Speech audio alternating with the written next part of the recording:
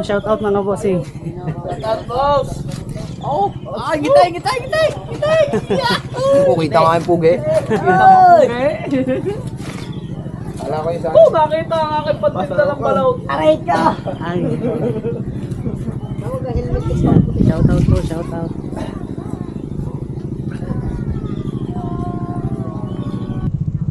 Yo, what's up? Big Vlogs nga pala. Narito na nga pala tayo sa Ibaan at bababa na tayo dito sa may Katandala Bridge. Ayan, sisilipin natin yung bagong gawang bridge dito. At sabi nila passable na daw to. Kaso, pansamantala muna daw sinarado dahil aayusin lang daw muna yung magkabilang lupa sa gilid para safe kahit umuulan. Ayan. Medyo malalim lang ng konti. Yung pa rin yung dati. Ganon pa rin yung ano. Hindi lang tayo masyadong makatulin dahil magabok, malupa yung kalsada, matik yung gamit natin. Hindi naman tayo makakapag engine brake. Tapos yung preno natin dahan-dahan lang, alalay lang, hindi natin pwedeng ibabad at baka mag-init, mawala ang preno at dumiretso tayo pababa. Palang siyang malayo or naka-zoom out dahil iba talaga ang anggulo nitong 360. Mukhang malayo siya mag-shot. Pero yan, medyo malapit na rin naman tayo. Diyan sa gilid na yan dati, bumababa, lumulusong pa doon. At doon yung pinakadating kalsada. At doon magpapanagpo sa ilalim. Kung tatawid ka doon sa kabila.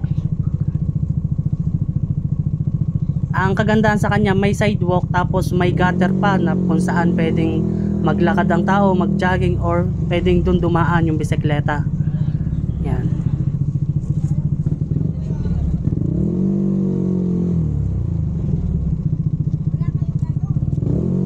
Diretsuhin natin kung hanggang saan yung samentadong kalsada para makita nyo na rin.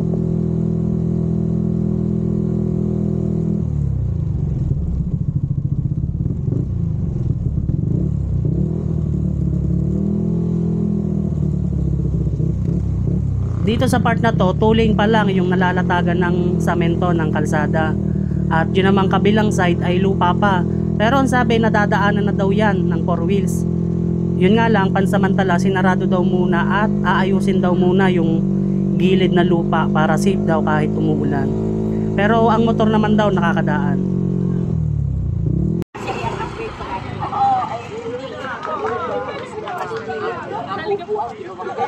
Ay.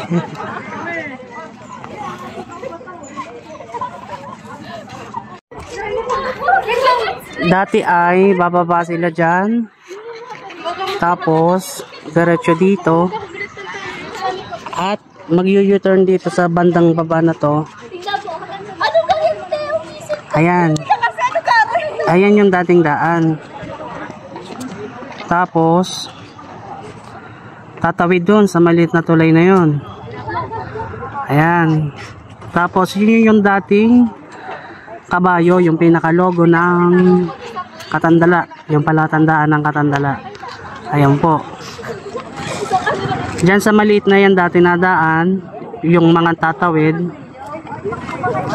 Aahon naman po dito.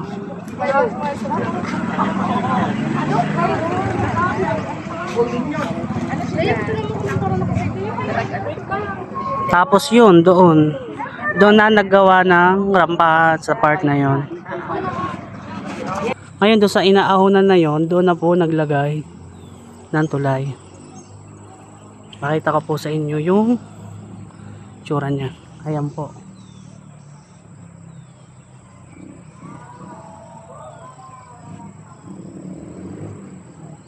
Kasi dati parang ito din mismo yung talagang postura ng tulay niya, yung dating nasira.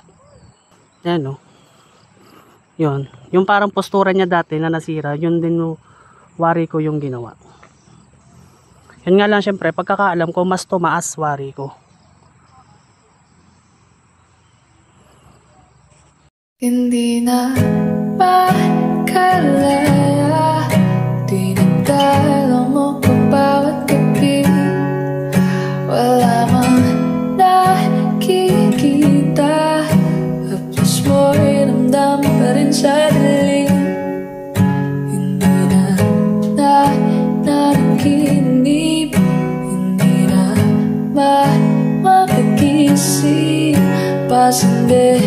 ganda ng ilaw.